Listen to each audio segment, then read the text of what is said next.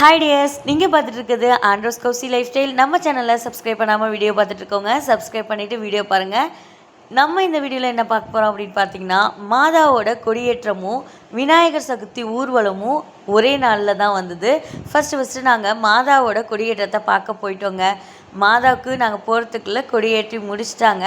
அதுக்கப்புறம் நாங்கள் மாதாவை போய் பார்த்துட்டு நாங்கள் வாங்கி வச்சுருந்த பூவை எடுத்து மாதாவுக்கு போட்டுட்டு மாதாவுக்கு கேண்டில் ஏற்றிட்டு மாதாட்ட கொஞ்சம் நேரம் உட்காந்து அமைதியாக ப்ரேயர் பண்ணிவிட்டு அதுக்கப்புறம் மாதாவோட அழகை ரசிக்காமல் வந்தால் எப்படி, மாதாவோட அழகையும் ரசிச்சுட்டு அதுக்கப்புறம் அங்கே ப்ரேயர் அரேஞ்ச் பண்ணியிருந்தாங்க. அந்த ப்ரேயரையும் அட்டன் பண்ணிவிட்டு மாதாவுக்கு டாட்டா சொல்லிவிட்டு அதுக்கப்புறம் பிள்ளையார் சதுர்த்தி ஊர்வலத்துக்கு போயிட்டோங்க. நம்ம திருச்சியில் பிள்ளையார் சதுர்த்தி ஊர்வலம் எப்படி நடந்துச்சு அப்படிங்கிறத தான் நீங்கள் பார்த்துட்ருக்கீங்க. இவர் தாங்க நாங்கள் பார்த்த ஃபஸ்ட்டு பிள்ளையார். இந்த பிள்ளையார் ஃபுல் பிளாக்கில் பெயிண்ட் பண்ணியிருந்தாங்க. அது மட்டும் இல்லாமல் பிள்ளையார்லாம் ரொம்ப பிஸியாக இருந்தாங்க. பிள்ளையார்லாம் காவேரி ஆற்றுல கரையிறதுக்கு ரெடி ஆகிட்டு இருந்தாங்க. ஃபெஸ்டிவல் டைம் அப்படின்னாவே நம்ம எல்லாருமே பரபரப்பாக இருப்போம். அது மட்டும் இல்லாமல் மக்கள் கூட்டம் ஒரு பக்கத்து இருக்கும், டிராஃபிக் ஒரு பக்கத்து இருக்கும். ஸோ அப்படி அந்த திருவிழா வைப்ரேஷன் ஒரு பக்கத்து இருக்கும். ஸோ ரொம்பவே ஜாலியாக அந்த திருவிழாவை நம்ம கொண்டாடிட்டு இருப்போம். ஒரு சில இடங்களில் அந்த அளவுக்கு டிராஃபிக் இல்லைங்க, பட் நிறைய இடங்களில் ரொம்பவே டிராஃபிக்காக இருந்துச்சு. அது மட்டும் இல்லாமல் காவேரி பிரிட்ஜை பிளாக் பண்ணிட்டாங்க. ஸோ பிள்ளையாரை கரைக்கிறதுக்கும் மக்கள் அந்த பிள்ளையாரை பார்க்குறதுக்கு அந்த மாதிரி மட்டும்தான் அலோவ் பண்ணியிருந்தாங்க. பிளாக் பண்ணிவிட்டு அந்த ரூட்டை சேஞ்ச் பண்ணிவிட்டாங்க.